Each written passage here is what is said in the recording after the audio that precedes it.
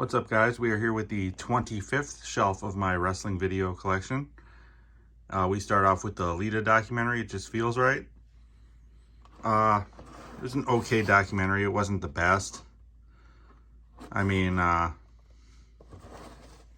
she kind of came out of obscurity in a way in a little bit. Her backstory is not too interesting, but, a solid watch if you haven't seen it before.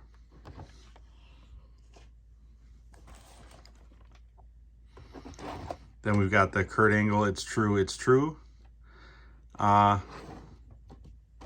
This documentary is a little better. It's about his early WWE career.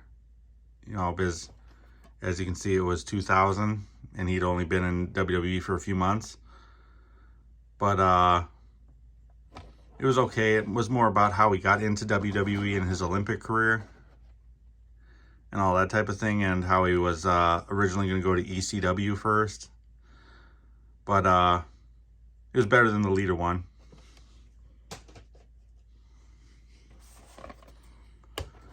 Then we have the Monday Night War, which was an amazing documentary. Worth watching if you were a Nitro or a Raw fan for sure.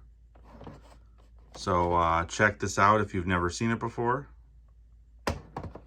Very detailed, very, very good. They even had a series of the Monday Night War on WWE Network, which was equally as good, if not better, because it went even more in depth.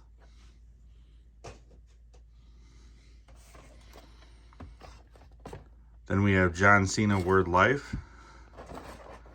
Again, they made this when he was just entering into WWE. He'd been in maybe 2 years at this point, so it was his early career. Not really his later career. I wish they would make one now that encompasses his entire career. Would be interesting.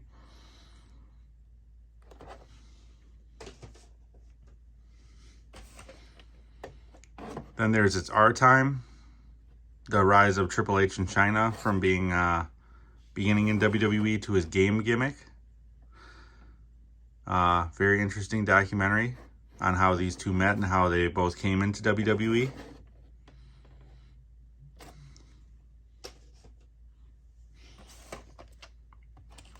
Then we have Hulk Still Rules, which was a great documentary, at least for Hulk Hogan, because a lot of his earlier documentaries were early 80s, just Hulkamania, snippets of matches and things like that, not an actual documentary.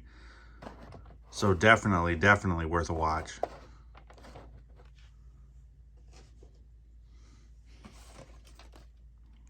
Then we have WWF's Funniest Moments.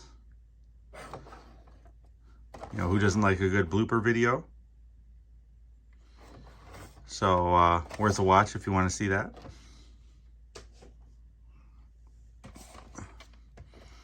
Then we have Break Down the Walls, Chris Jericho's documentary. Again, early 2000s, so he'd only been in the WWE for maybe 9 months at this point. So it didn't really break down a lot of his WWE career. And at the time, WCW was still in business, so they couldn't really talk too much about that either. Same with ECW, so it kind of limited this documentary. I'd like to see a complete one at some point.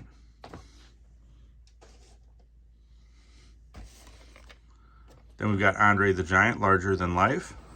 Amazing documentary, real in depth. Worth checking out. Then we have Jesse the Body Ventura. This documentary was okay. I'm not a huge Jesse the Body fan. I liked him as a commentator more than a wrestler. But, only 45 minutes long. But worth checking out if you haven't seen it before, if you like documentaries.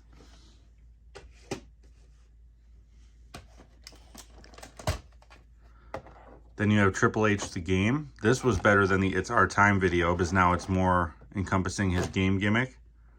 They made this, 2 years later.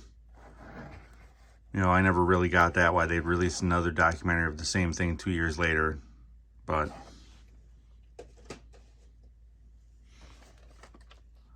then you've got WWF Hardcore, about the Hardcore Championship. It's an okay watch, not the best. Because obviously there was only so many phenomenal hardcore matches, and then there were so many mediocre ones. So you're going to see some mediocre ones here. Then we've got the Best of WWE Confidential. Was a TV series they had on the air that kind of went behind the scenes. It was okay.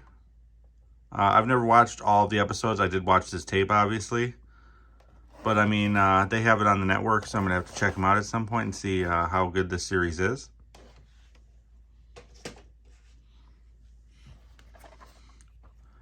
Then we've got The True Story of the Royal Rumble. Amazing documentary. Worth checking out for sure. It's the best match WWE puts on every year. And it goes into its history, how it was created, who created it, how it came about, the whole shebang. Even goes through the history of the pay-per-view itself. You know, good Royal Rumbles, bad Royal Rumbles, all that type of thing. So 100% check this out.